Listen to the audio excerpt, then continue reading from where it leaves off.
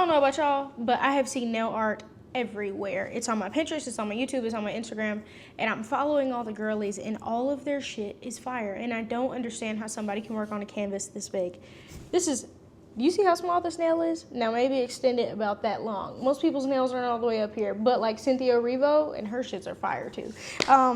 But anyway, I think it's really cool that nail techs are able to work on such a small canvas and then completely just like they don't see it again until it's time to take it off.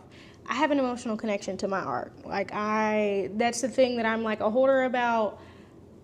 I couldn't imagine losing it. And the fact that they do the art and it's just gone directly after, crazy. So I wanted to take a couple of designs that I have saved on my Pinterest board. My Pinterest board is full of nail art now, by the way. But I wanted to take, I think it's like 4 separate nail designs and create my own pieces based off of it. So if you're interested, let's do it. The first page, she is inspired by this stunning nail set on one of the sides of my body right now. I love the color, I love the shape, I love the nails itself. I think they look stunning. So this was my inspiration, and this is what I made.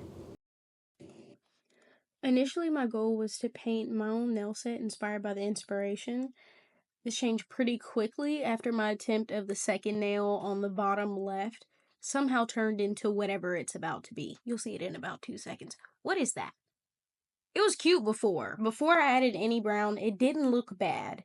But this is terrible. So I moved on to the next one. At this point, I stopped trying to make my own version of the nail and instead create something with a similar aura or vibe. The same energy. Because I couldn't do that again. That other one was disgustingly ugly, and I did not want to replicate that result. So then I kind of just started freehanding. I wanted to add a lot of details, still to like a smaller scale, nowhere near as small of a scale as an actual nail. But like I said, I wanted to add a lot of detail, and I do appreciate that watercolor, you can build it up and get it to be extremely opaque, or you can add water and have like a almost translucent shade just with like a hint of whatever you want to add to it. I really like adding these small little details, like that one little loop gives me so much joy, and I can't really explain why. I love that watercolor gives me the freedom to set my perfectionism to the side and let the art do whatever it wants. That's why I love adding water to the page and dotting it or dragging the paint across to see what it will create. It gives me freedom because as soon as the paint hits the water, I'm not in control anymore. The paint will spread and fan out however it wants to, not bending to my will at all. Now I know you're like, Destiny, where did this other stuff come from? So there were a couple things that happened. So if you look at the small little orb that I was working on previously, you can see that it's much longer than it was initially. I think I dropped a droplet of water on there on accident and it spread across. So I kind of tried to make it into that oval shape again by just like dragging the water and creating the oval. I don't know why I over-explained that. It does not look nearly as pretty as it did before. And then I covered up that green, ugly blob and kind of made a coffee bean. I don't even want to talk about the blue part. I think it's so ugly. But we'll discuss like my overall feelings of this spread at the end when we go over all of the paintings and what I would do differently. But as far as this section goes, I love it. It gives like coffee and rust, and I don't even know what other descriptors I can give, but I do think it's very pretty. This is something that I don't think I've talked about before. I have a dirty bucket and a clean bucket for the water just so I can keep my light colors light and not have to worry about them getting like mixed in with each other. But that's it for this spread. So the second one was inspired by this nail set. I love it. I think it's stunning. I love the colors. I love everything about it. This one was actually digital. I don't do digital art pretty much at all, but like after doing this painting, I'm definitely a lot more interested now. Funny enough, this digital painting encouraged me to start drawing again.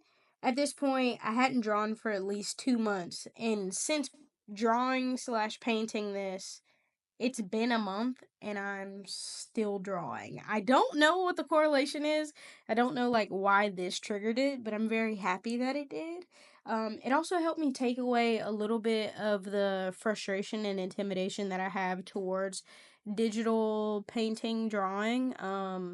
It's been a long time since I had done it and actually felt like I created something that I could be proud of and that I actually thought was pretty.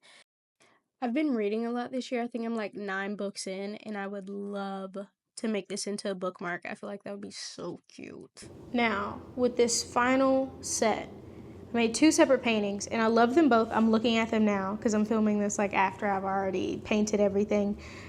I think they are so cool looking, and I'm excited for you to see them, especially like the one that I did on the right. I'm not going to tell you what it is because you have to watch it, but the one that I done on the right, okay. Bye.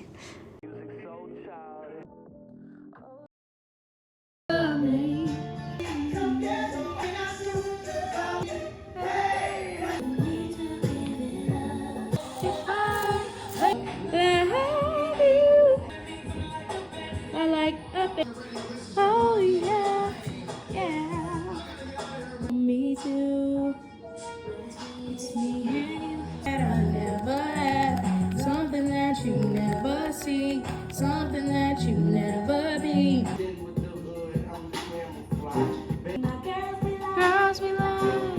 Let me be the one tonight. Hey, obsessed.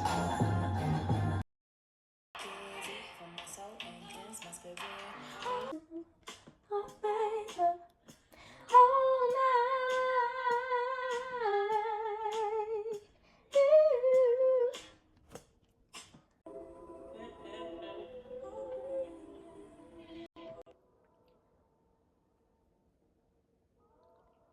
Do you know what makes this world go round? Around.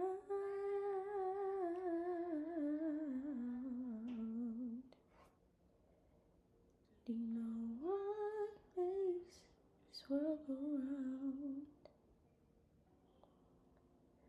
Around.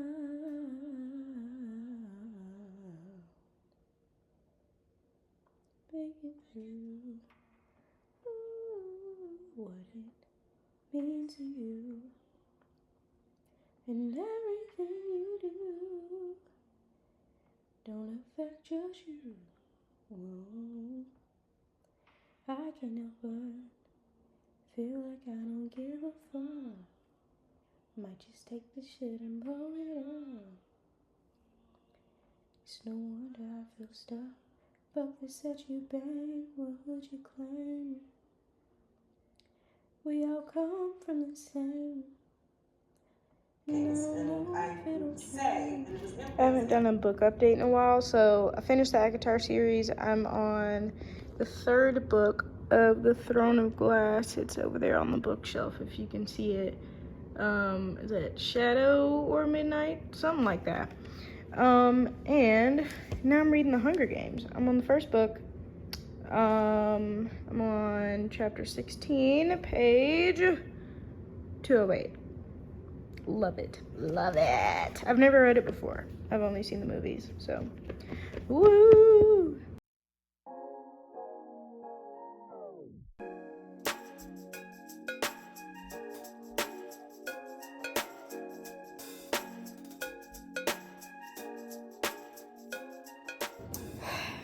Okay, so I stopped recording me painting the background about halfway through. This is what she looks like now. Ah, look at her. She's so pretty. I did wet on wet for both backgrounds, so we'll see how it turns out. I'd love to see how it dries because it always looks so different than when I actually painted it.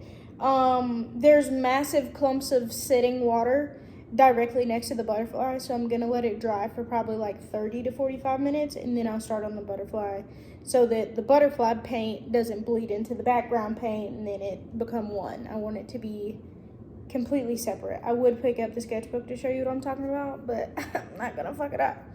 My lips are so chapped. But yeah, so I'll give you another little close-up before I start of it wet, and then I'll show you a close-up of it dry, and then we'll start on the butterfly. So, okay, bye. Okay, so this is her wet. I don't know if you can actually see where the water is pooling. It's like right here, right there, over here, up there at the top and at the bottom. So it's pretty much just around the butterfly period. Loving the tie-dye effect. This shit looks so sick. I'm so excited for it to completely dry down so you can see what it turns out looking like. I lost this little bobble on that side, so I don't know if I'm gonna, oh, and down here too. I don't know if I'm gonna try to rework that. I think I'm just gonna leave it how it is and keep it pushing.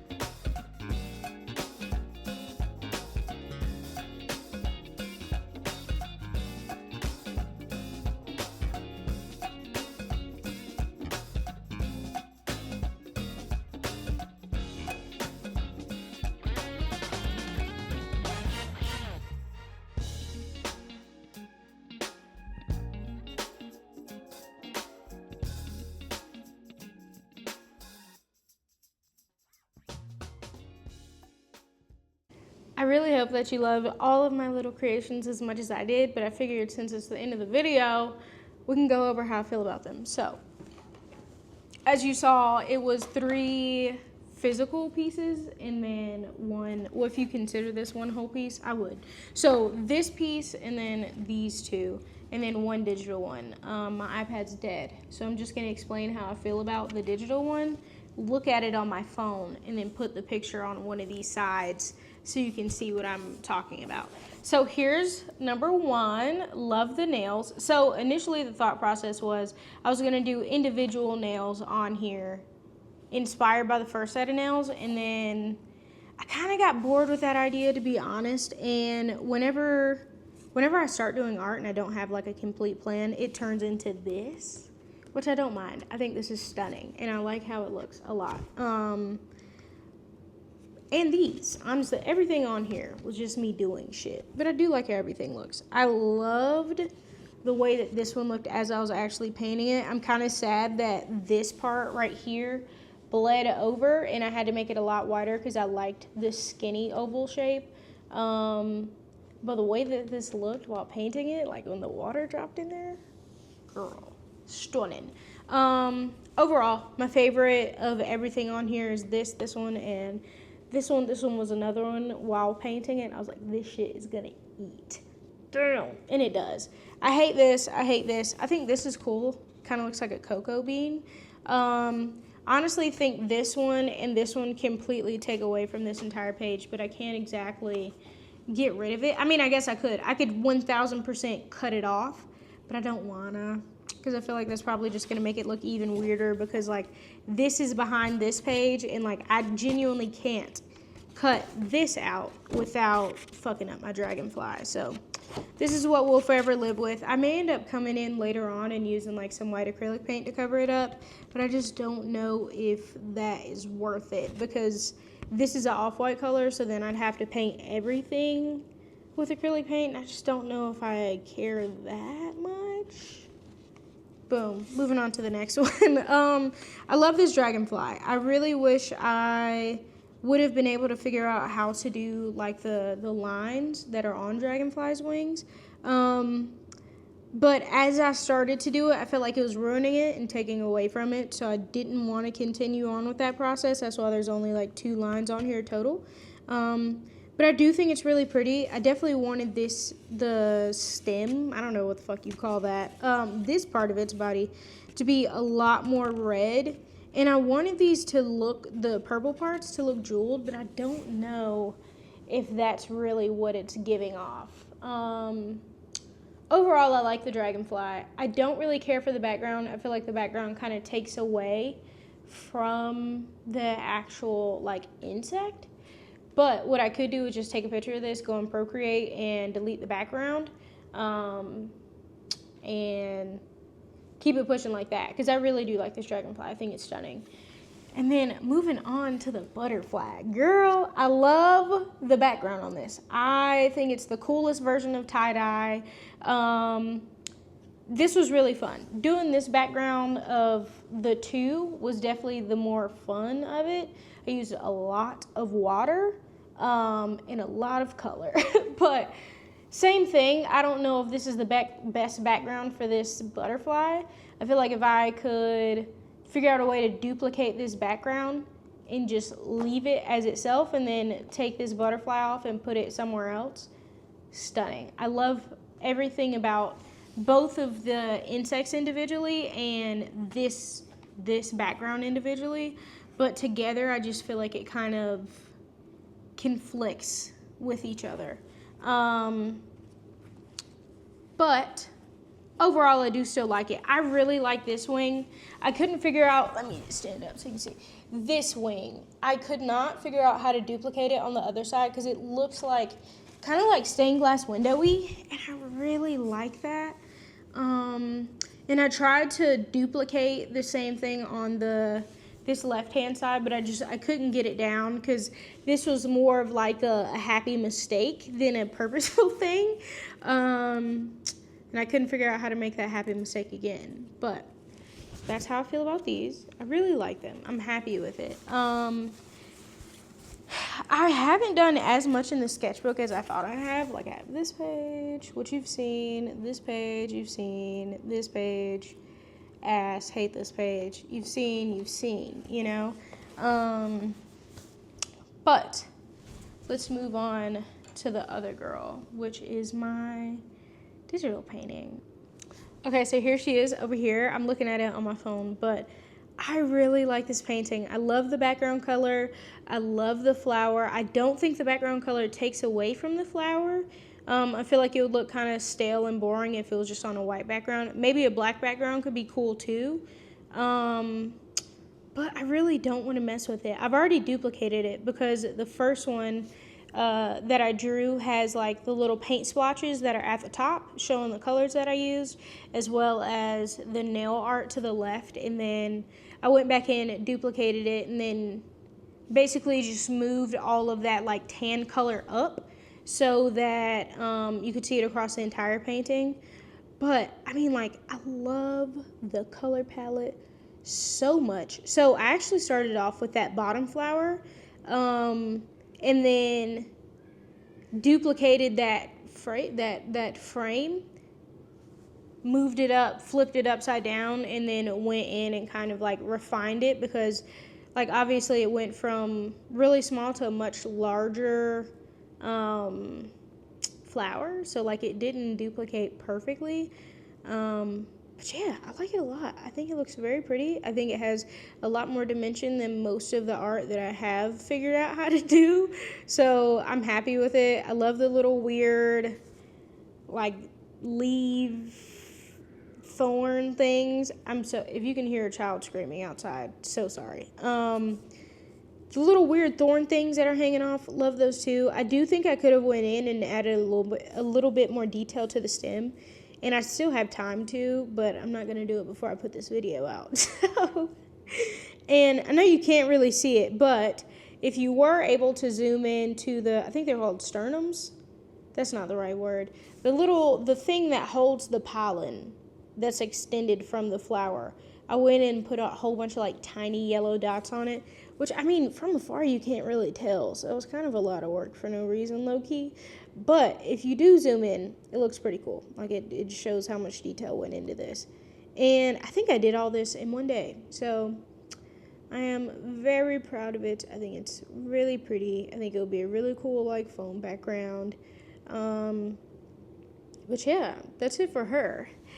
So that being said, that's pretty much it for the video. But yeah, I hope you liked everything that I made. I like it all. I think it's very pretty, obviously, but I made it, so it makes sense why. If you have any critiques or any suggestions, because I used watercolor paint for all of the physical art, if you have any suggestions for how to use watercolor better, please let me know. I've only done watercolor on